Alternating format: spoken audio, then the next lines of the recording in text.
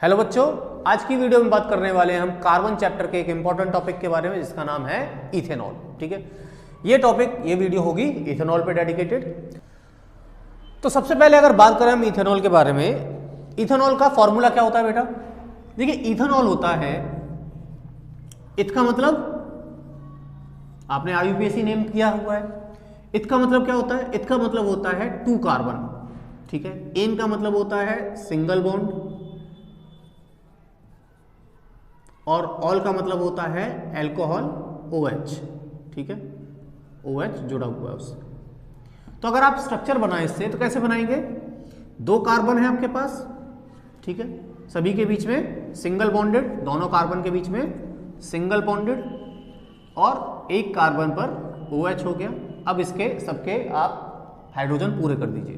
तो यहाँ हाइड्रोजन, यहाँ हाइड्रोजन, यहाँ यहाँ यहाँ, क्योंकि हर एक कार्बन 4 बॉन्ड बनाता है, तो बचे हुए बॉन्ड आप हाइड्रोजन से पूरे कर देंगे। तो क्या फॉर्मूला बन गया? CH3CH2OH। समझ में आया? ये फॉर्मूला है इथेनॉल का। तो अब हम समझ में आ गया आपको कि इथेनॉल क्या है। ठीक है, तो टॉपिक है आपका इथेनॉल। क्या है? इथेनॉल, जिसका फॉर्मूला है C2H5OH। ठीक है, उसी को हमने कंडेंस करके लिख दिया है C2H5OH। समझ में आया आपको? अच्छा, अब बात करें इथेनॉल की। देखो, इथेनॉल के बारे में अगर थोड़ा सा जाने तो इथेनॉल लिक्विड फॉर्म में पाया जाता है। आप सबने इथेनॉल देखा होगा, हो सकता है आपने लैब में देखा हो, अदरवाइज आपको इतना तो पता ही है, जो एल्कोहल होता है, ठीक है, जो पीने वाला एल्कोहल होता है जिसे कंज्यूम करते हैं लोग, वो एल्कोहल उसमें मेनली इथेनॉल होता है। ठीक है, मेनली इथेनॉल होता है। तो इथेनॉल जो है वो कंज्यूमेबल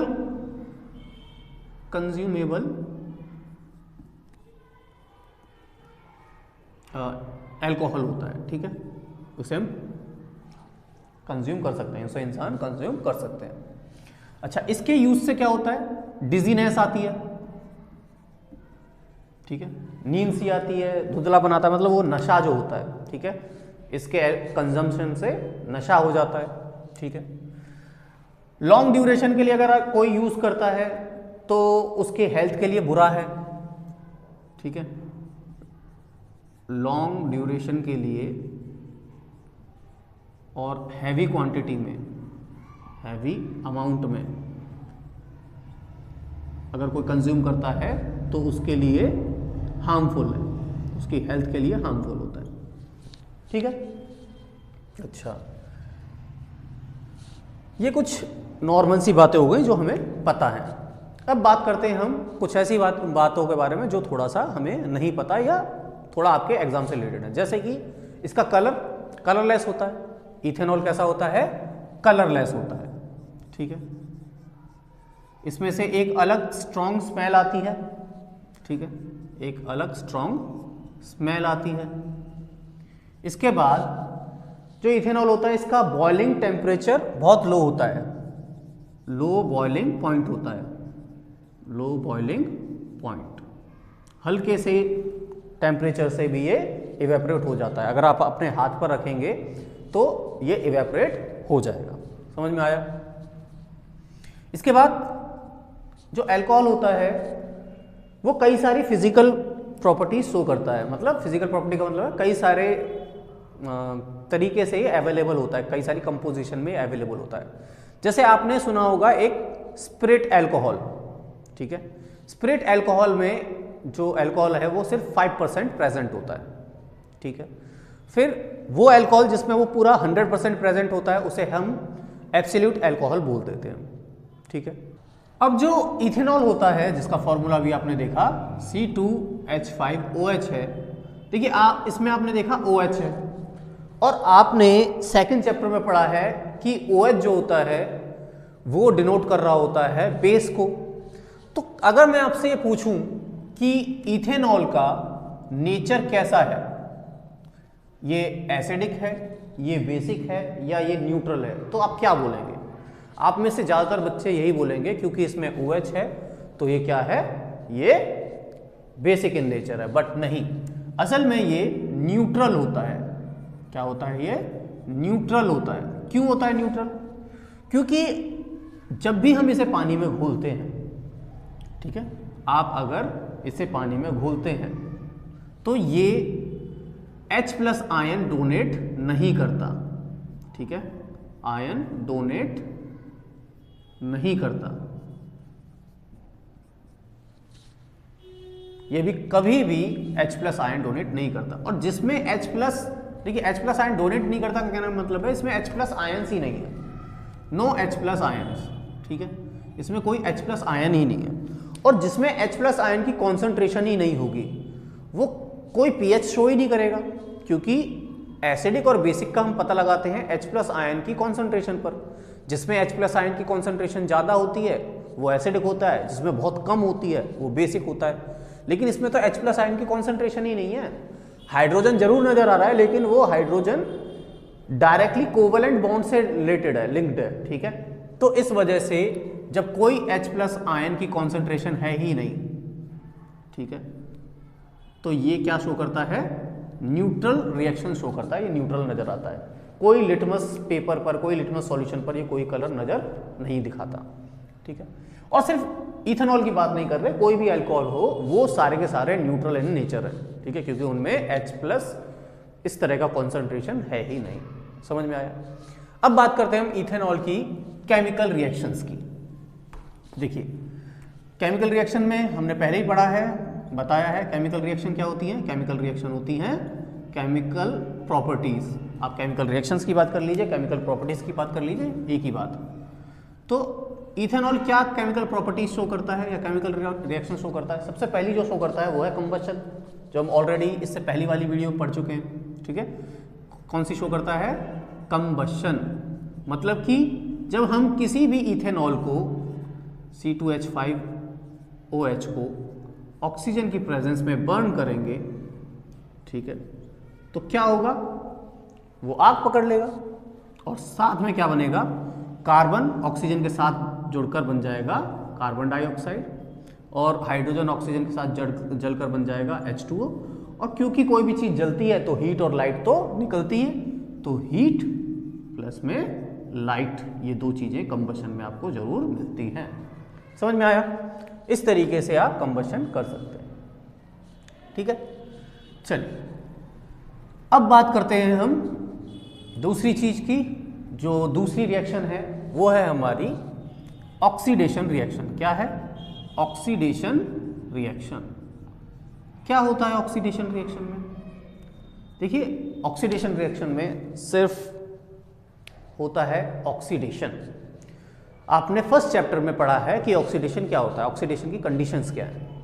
अगर किसी चीज में ऑक्सीजन जुड़ जाए तो ऑक्सीडेशन हो जाता है, किसी चीज से हाइड्रोजन कम हो जाए तो ऑक्सीडेशन हो जाता है, किसी चीज में अगर मेटल कम हो जाए तो ऑक्सीडेशन हो जाता है, किसी में अगर नॉन मेटल जुड़ जाए तो ऑक्सीडेशन हो जाता है, अगर इलेक्ट्रॉन का लूज हो जाए तो भी ऑक्सीडेशन हो जाता है। तो ऑक्सीडेशन की बहुत सारी कंडीशंस हैं। तो जब इथेनॉल के केस में अगर हम बात करें, अगर आप इथेनॉल का ऑक्सीडेशन कराते हैं, देखिए ऑक्सीडेशन कराने के ना कई सारे तरीके हैं। दो चीजें आपकी बुक में दे रखी हैं, एक है ब्रोमीन वाटर। क्या है? Bromine water. फिर एक है आपका एल्कलाइन KMnO4, पोटेशियम परमैंगनेट, ठीक है। फिर इसके अलावा आप यूज कर सकते हैं एसिडिफाइड K2Cr2O7, ठीक है, पोटेशियम डाइक्रोमेट। ये चीजें यूज होती हैं एज ऑक्सीडाइजिंग एजेंट। क्या यूज होती हैं? एज ऑक्सीडाइजिंग एजेंट, ठीक है, जो कि ऑक्सीडाइज करती हैं चीजों को। अच्छा, ब्रोमीन वाटर क्या होता है? वाटर में जब ब्रोमीन को मिला दिया जाता है, ब्रोमीन लिक्विड फॉर्म में पाया जाता है, आपको भी पता है ना। तो ब्रोमीन का जब वाटर में मिला दिया जाता है तो वो ब्रोमीन वाटर कहलाता है। तो ब्रोमीन वाटर हो गया, एल्कलाइन KMnO4 हो गया, या एसिडिफाइड K2Cr2O7 हो गया, ये सारे के सारे ऑक्सीडाइजिंग एजेंट है, जिनमें से ब्रोमीन वाटर जो है वो आपका वीक ऑक्सीडाइजिंग एजेंट है, लेकिन एल्कलाइन KMnO4 और एसिडिफाइड K2Cr2O7 ये आपके स्ट्रॉन्ग ऑक्सीडाइजिंग एजेंट है। समझ में आया? चलिए अब ये यूज कहाँ हो रहा है वो देख लेते हैं। जब आप इथेनॉल की रिएक्शन अगर ब्रोमीन के साथ कराते हैं, ठीक है, अगर आप इथेनॉल की रिएक्शन ब्रोमीन के साथ कराते हैं, इथेनॉल है, ठीक है, अब ये थोड़ा मैंने डिकम्प्रेस करके लिख दिया है। इसकी रिएक्शन मैं ब्रोमीन वाटर के साथ करा रहा हूं, तो क्या होगा जब मैं ब्रोमीन वाटर के साथ इसकी रिएक्शन कराऊंगा, तो क्योंकि ये स्लो और आपका वीक ऑक्सीडाइजिंग एजेंट है, तो ये धीरे धीरे ऑक्सीडाइज करेगा।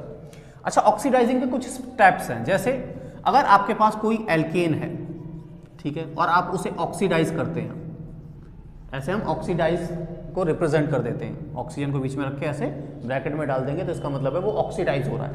तो हम अगर एल्केन को ऑक्सीडाइज करते हैं तो वो कन्वर्ट होता है आपका एल्कोहल में, ठीक है।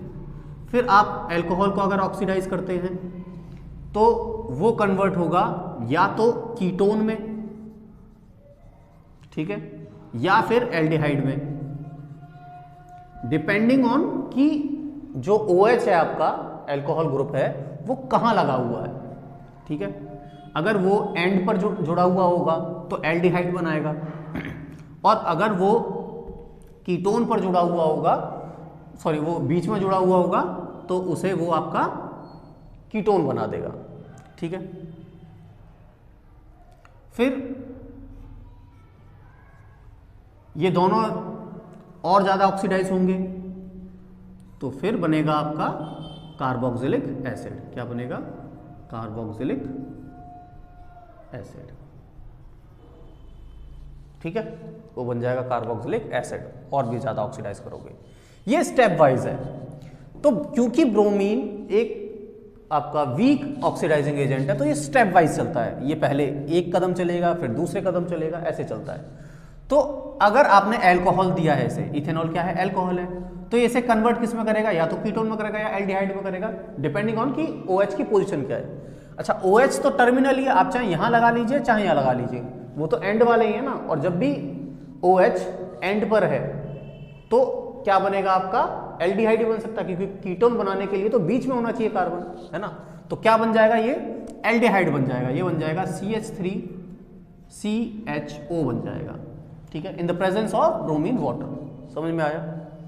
अच्छा, लेकिन अगर इसकी रिएक्शन CH3CH2OH की रिएक्शन हम एल्केलाइन KMnO4 की प्रेजेंस में कराएं तो क्या होगा? तो देखिए, एल्केलाइन KMnO4 की प्रेजेंस में करा लीजिए, चाहे एसिडिफाइड K2Cr2O7 की प्रेजेंस में करा लीजिए, दोनों ही स्ट्रॉन्ग ऑक्सीडाइजिंग एजेंट हैं। तो ये स्टेप नहीं देखते हैं, ये सीधे शुरू होते हैं और एंड में पहुंच जाते हैं, ठीक है। मतलब आप इन्हें एल्केन दे देंगे तो भी ये कार्बोक्सिलिक एसिड बना देंगे, आप एल्कोहल दे देंगे तो भी कार्बोक्सिलिक एसिड बना देंगे, आप कीटोन दे देंगे कार्बोक्सिलिक एसिड बना देंगे, आप एल्डिहाइड दे देंगे कार्बोक्सिलिक एसिड बना देंगे, ठीक है। तो ये सीधे क्या करते हैं? कार्बोक्सिलिक एसिड बना देते हैं। तो चलिए, कार्बोक्सिलिक एसिड, तो क्योंकि एल्कलाइन है KMnO4 तो ये सीधे क्या बनाएगा? कार्बोक्सिलिक एसिड बना देगा। CH3 और जो लास्ट वाला ये वाला पार्ट है ये बन जाएगा हमारा कार्बोक्सिलिक एसिड COOH, जिस पर जुड़ा हुआ है वो वाला पार्ट कार्बोक्सिलिक एसिड पे कन्वर्ट हो जाएगा। तो CH3COH ये बन गया आपका इथेनोइक एसिड। क्या बन गया? Ethanoic acid. समझ में आ गया? तो इस तरीके से जो दूसरी रिएक्शन देता है वो है ऑक्सीडेशन रिएक्शन। आई होप आपको इतना क्लियर हो गया होगा।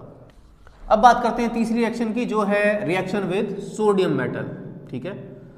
इथेनॉल की रिएक्शन C2H5OH की रिएक्शन अगर मैं सोडियम मेटल के साथ कराऊं तो क्या होगा? देखिए, सिंपल सा है। यहां आप जो पार्ट देख रहे हैं C2H5OH, इसमें partially oxygen negative charge hold करता है और partially hydrogen positive charge hold करता है, ठीक है। ये H+ आयन नहीं दे रहा, बस इसके अंदर थोड़ा सा पार्शियल पॉजिटिव चार्ज है।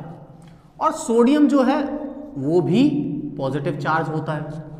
तो करता क्या है? सोडियम इस हाइड्रोजन को हटाकर इसकी जगह ले लेता है, डिस्प्लेसमेंट रिएक्शन कर देता है एक टाइप की, ठीक है। तो होगा क्या कि जो C2H5OH है उसमें से H निकल जाएगा और Na जुड़ जाएगा, और सोडियम तो मेटल है, वो तो चार्ज लेगा ही लेगा, तो उस पर पॉजिटिव चार्ज आ जाएगा और उसकी वजह से इस पूरे पार्ट पर नेगेटिव चार्ज आ जाएगा, और होगा क्या, यहाँ से हाइड्रोजन गैस लिबरेट हो जाएगी। समझ में आया? यहाँ से हाइड्रोजन गैस लिबरेट हो जाएगी। ठीक है, इसे हम अल्कोहल को टेस्ट करने के लिए, इथेनॉल को टेस्ट करने के लिए भी यूज करते हैं। तो अगर हमें पता करना हो कि इथेनॉल प्रेजेंट है या नहीं, तो हम इस टेस्ट को करते हैं। लास्ट जो केमिकल प्रॉपर्टी है वो है डिहाइड्रेशन। कौन सी है? डिहाइड्रेशन। क्या होता है डिहाइड्रेशन में? देखिए, डिहाइड्रेशन में क्या होता है, नाम का मतलब है, डी का मतलब है कम, लेस, ठीक है, और हाइड्रेशन का मतलब है वाटर। वाटर, तो क्या किया जाता है, इसमें से वाटर कम कर दिया जाता है, वाटर निकाल देने की जो प्रोसेस है दैट इज डिहाइड्रेशन। अब होता कैसे है, देखिए इथेनॉल है C2, इसे थोड़ा डिटेल में लिखते हैं ताकि आपको समझाने में आसानी हो, CH3CH2OH, ये इथेनॉल है। ठीक है, इथेनॉल को आप अगर सल्फ्यूरिक एसिड H2SO4 की प्रेजेंस में हीट करते हैं, ठीक है, तो क्या होता है कि देखिए सल्फ्यूरिक एसिड ना, समझिए कि बहुत ही स्ट्रॉन्ग एसिड है, ये बहुत ज़्यादा गर्म एसिड है। आप ये मान के चलिए, आपको चीज़ें याद करनी है, समझनी है, आप ये समझिए कि H2SO4 king of the acid होता है, ठीक है, तो ये बहुत ज़्यादा गर्म है और ये चाहता है कि मुझे ठंडा कर दिया जाए, और ये ठंडा करने के लिए जहाँ से इसे पानी मिलता है ये वहाँ से पानी निकाल लेता है, अगर पानी निकल रहा हो तो, ठीक है, तो वहाँ से ये पानी निकाल लेता है। ठीक है, ये एक नंबर का पानी चोर है। ठीक है, ये पानी चुराता रहता है, तो ये क्या करेगा, पानी निकालेगा। पानी कैसे निकलेगा? पानी निकालने के लिए दो चीज़ें चाहिए, एक H+ आयन और दूसरा OH- आयन। तो यहाँ से OH- आयन मिल जाता है, OH ले लेता है, निकाल लेता है बेसिकली, और इस वाले से H निकाल लेता है। तो यहाँ से OH और यहाँ से H निकाला, तो यहाँ से मिल गया इसे H2O, इसने निकाल दिया। बचा क्या, यहाँ से इस कार्बन पर एक हाइड्रोजन निकल गया तो दो हाइड्रोजन बचे, इस कार्बन पर से OH निकल गया तो यहाँ पर भी कार्बन पर दो बचे, तो दो बॉन्ड इसके पूरे हो गए, दो बॉन्ड इसके पूरे हो गए हाइड्रोजन हाइड्रोजन की वजह से, तो आपस में क्या आएगा, डबल बॉन्ड आ जाएगा। क्या बन गया? इथीन बन गया। क्या बन गया? इथीन बन गया। समझ में आया? तो इथेनॉल किस में चेंज हो गया? इथीन में। इथेनॉल चेंज हो गया इथीन में। समझ में आया? तो ये हैं कुछ रिएक्शंस जो कि केमिकल प्रॉपर्टीज हैं इथेनॉल की। समझ में आ गया? चलिए, अब जो लास्ट रह जाती है एक और है, वो है, देखिए वो एक्चुअली दोनों को मिला के है, आपका अगला जो टॉपिक है वो है इथेनोइक एसिड। तो इथेनोइक एसिड और ये इथेनॉल, ये दोनों की कंबाइंड है, तो इसी में करा देता हूं मैं उसे भी, ठीक है, उस रिएक्शन को, क्योंकि इसके अंदर भी आता है वो। तो देख लेते हैं क्या है वो, उसका नाम है एस्ट्रिफिकेशन। क्या है? एस्ट्रिफिकेशन। तो क्योंकि इथेनॉल एस्ट्रिफिकेशन भी शो करता है तो हम यहां पर भी इसे पढ़ लेते हैं। क्या है? एस्ट्रिफिकेशन। देखो सबसे पहले तो आपको पता होना चाहिए कि एस्टर होता क्या है। देखिए एस्टर ना एक कंपाउंड है, एस्टर एक कंपाउंड है, और ये कंपाउंड होता है RCOOR, ठीक है, इस तरीके से रिप्रेजेंट किया जाता है। मतलब कि एक अल्काइल ग्रुप किसी कार्बन से, ठीक है, इस तरीके से जुड़ा हुआ है तो वो ईस्टर होता है। और अगर मुझे नेचुरली समझाना हो तो ये समझिए कि जो खुशबूदार चीज़ें होती हैं ना, जो खुशबू देती हैं आपको, जैसे परफ्यूम में से जो खुशबू आ रही है, वो खुशबूदार चीज़ें ईस्टर की वजह से होती हैं। जो खुशबू वाले एरोमेटिक कंपाउंड्स होते हैं, मतलब बेसिकली जो एरोमा देने वाले कंपाउंड होते हैं, ठीक है, वो होते हैं आपके, एरोमेटिक नहीं बोलेंगे एक तरीके से उन्हें, लेकिन ईस्टर जो है उसमें से एक अरोमा निकलती है, खुशबू निकलती है, वो मीठी मीठी जो खुशबू है, मीठी मीठी स्मेल है, वो इस ईस्टर की वजह से होती है। ठीक है, तो इस ईस्टर को बनाना है। अब इस ईस्टर को बनाने के लिए होता क्या है कि हम करते हैं इथेनॉल की रिएक्शन, इथेनॉल की रिएक्शन इथेनोइक एसिड के साथ। जब इथेनॉल की रिएक्शन इथेनोइक एसिड के साथ होती है तो वो देता है तुम्हें वाटर प्लस में ईस्टर। ठीक है, देखें कैसे। हमारे पास है CH3CH2OH, ठीक है, प्लस में हमने इथेनोइक एसिड ले लिया CH3COOH, राइट। दोनों की रिएक्शन कराई in the presence of concentrated sulphuric acid H2SO4 और उसे थोड़ा सा हीट करेंगे। ठीक है, उसे थोड़ा सा हीट करेंगे। होगा क्या, चलिए देखें। होगा क्या, एक से OH और दूसरे से H निकलेगा। ठीक है, यहां से OH निकल गया, यहां से H निकल गया, ये दोनों बन जाएंगे आपका H2O। बचा हुआ जो पार्ट है वो आपस में जुड़ जाएगा। जैसे ये बचा हुआ पार्ट है, इतना बचा हुआ पार्ट है और इतना बचा हुआ पार्ट है इसमें से। ठीक है, ये आपस में जुड़ जाएंगे। अब जहां से टूटे हैं ये वहीं से जुड़ेंगे। ऐसा नहीं कि ये यहां से जुड़ेगा और ये यहां से जुड़ेगा। ये यहां से टूटा है तो ये वाला टूटा हुआ पार्ट, और ये यहां से टूटा है तो ये वाला टूटा हुआ पार्ट आपस में जुड़ेंगे। ठीक है, तो कैसे जुड़ेंगे ये वाला पार्ट CH3COO, ठीक है, टूटा है, और इसमें यहां से टूटा हुआ पार्ट है तो इसका यहां से टूटा वाला पार्ट ये इसके यहां से टूटे हुए वाले पार्ट से जुड़ेगा। मतलब CH2 पहले लिखा जाएगा और फिर ये CH3 लिखा जाएगा। तो इस तरीके से कंपाउंड बन जाएगा जो कि बन गया आपका ईस्टर। क्या बन गया, ईस्टर। समझ में आया। तो ये है रिएक्शंस जो कि इथेनॉल शो करता है। ठीक है, चलिए अब ईस्टर जो इथेनॉल है उसकी कुछ यूजेस भी हैं। देखो इथेनॉल बहुत सारी जगहों पे यूज होता है। कहाँ यूज होता है, जैसे सबसे पहले अगर बात करें हम इथेनॉल की तो मेडिसिन में इसका बहुत ज़्यादा यूज होता है। खासकर जो खांसी वगैरह की दवाइयाँ आती हैं, कफ की जो दवाइयाँ आती हैं, उनमें इथेनॉल का बहुत ज़्यादा यूज होता है। लैब्स में यूज होता है एज सॉल्वेंट, चाहे आप स्कूल लैब्स की बात कर लीजिए, चाहे किसी भी रिसर्च लैब की बात कर लीजिए, वहाँ पर एज सॉल्वेंट इसका बहुत ज़्यादा यूज होता है। फिर एक स्पिरिट, लैब स्पिरिट की फॉर्म में यूज होता है, हमने बात कर ली थी, है ना। फिर अल्कोहलिक बेवरेजेस में यूज होता है, जो भी आपकी शराब वगैरह होती हैं उन सब में इसका यूज होता है। फिर फर्स्ट एड किट में भी, फर्स्ट एड किट के अंदर भी इसका यूज होता है ताकि कहीं चोट वगैरह लग जाए तो उस घाव को साफ किया जा सके। ऐसे बहुत सारे इसके यूजेस हैं। अब बात कर लेते हैं मीथेनॉल के बारे में। देखिए इथेनॉल के टॉपिक में मीथेनॉल को इसलिए बात कर रहे हैं क्योंकि देखिए होता क्या है, आपने अक्सर कर न्यूज़ पढ़ी होगी कि कई लोग शराब पीकर, कच्ची शराब पीकर मारे गए। ठीक है, मर गए। होता क्या है कि कई बार होता है कि कुछ लोग विदाउट लाइसेंस ठेका चला लेते हैं। ठीक है, शराब का ठेका ओपन कर लेते हैं और उसमें वो अपने घर पर या अपने कहीं पर भी कच्ची दारू बना रहे होते हैं, कच्ची शराब बना रहे होते हैं। मतलब बेसिकली वो शराब ही बना रहे होते हैं, लेकिन उन्हें पता नहीं होता कि कच्ची शराब बन गई है। एक्चुअली कच्ची शराब क्या है, वो मीथेनॉल होता है। होता क्या है कि जब किसी भी अनाज को आप फर्मेंट करते हो तो वो इथेनॉल में कन्वर्ट होता है, वो अल्कोहल बन जाता है बेसिकली। अब उसका एक टाइम ड्यूरेशन होता है।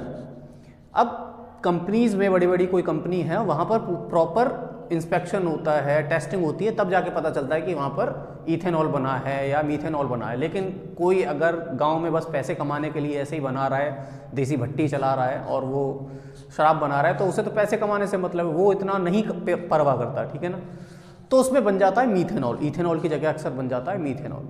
अब इसके बारे में पढ़ा क्यों रहे हैं, क्योंकि देखिए मीथेनॉल एक ऐसा सब्सटेंस है जो कि बहुत ही हाईली पॉइजनस है।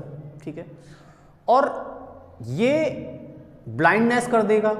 अगर किसी ने इसे कंज्यूम कर लिया, पी लिया, तो ये उसे ब्लाइंड कर देगा और इवन डेथ भी कर सकता है। अब कैसे करता है ये समझ लेते हैं। देखिए अगर किसी इंसान ने मीथेनॉल पी लिया तो सबसे पहले तो मीथेनॉल की वजह से, जो उसने कंज्यूम किया है उसकी वजह से उसकी जो ऑप्टिक नर्व्स हैं वो डैमेज हो जाएंगी और वो ब्लाइंड हो जाएगा। फिर जो उसने मीथेनॉल पिया है वो मीथेनॉल लिवर के अंदर, जो लिवर का जो सीक्रीशन है उसकी वजह से उसमें चेंजेस आएंगे और वो ऑक्सीडाइज होके मीथेनल बन जाएगा। ठीक है, वो बन जाएगा मीथेनल। जब वो मीथेनॉल से मीथेनल बनेगा तो मीथेनॉल की एक प्रॉपर्टी होती है कि ये मीथेनॉल सेल्स में जाता है। देखिए ब्लड के साथ ये सेल्स में जाएगा और वहाँ के जितने भी सेल्स होंगे उन सेल्स को ये कोगुलेट कर देगा, ठीक है। मतलब उनमें जितने भी आपके माइटोकॉन्ड्रिया वगैरह जितने भी सेल के पार्ट्स हैं उन सबको कोगुलेट कर देगा, जमा देगा, खराब कर देगा और इस तरीके से अल्टीमेटली वहाँ के सेल्स मर जाएंगे और अपना काम करना बंद कर देंगे। और जब धीरे धीरे आपकी बॉडी के सेल्स काम करना बंद कर देंगे तो आप भी काम करना बंद कर देंगे और इनडायरेक्टली और उनकी डेथ हो जाती है जो कंज्यूम कर लेते हैं। अब इसे बताने का रीजन ये है कि आपका एक टॉपिक है दैट इज डीनेचर्ड अल्कोहल। अब देखिए डीनेचर्ड अल्कोहल होता क्या है।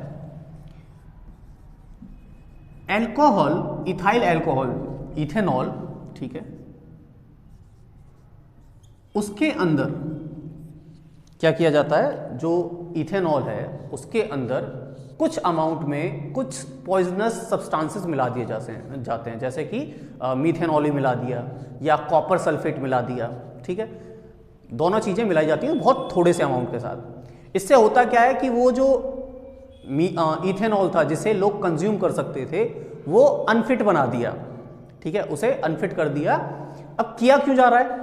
किया इसलिए जा रहा है कि देखिए आप देखेंगे स्कूल्स में या रिसर्च लैब्स में ये जो इथेनॉल जाता है क्योंकि ये अच्छे पर्पस के लिए, ठीक है, तो ये सस्ता आ जाता है, इस पर टैक्सेस वगैरह बहुत कम होते हैं तो ये सस्ता बिकता है। वहीं यही इथेनॉल जब ठेकों पर, शराब के ठेकों पर बिक रहा होता है तो वहाँ ये हायर रेट में बिक रहा होता है क्योंकि वहाँ पर तो ये कंजप्शन के लिए जा रहा है, ठीक है, तो वहाँ पर ये उस पर टैक्सेस ज़्यादा होते हैं तो ज़्यादा अमाउंट में बिक रहा होता है।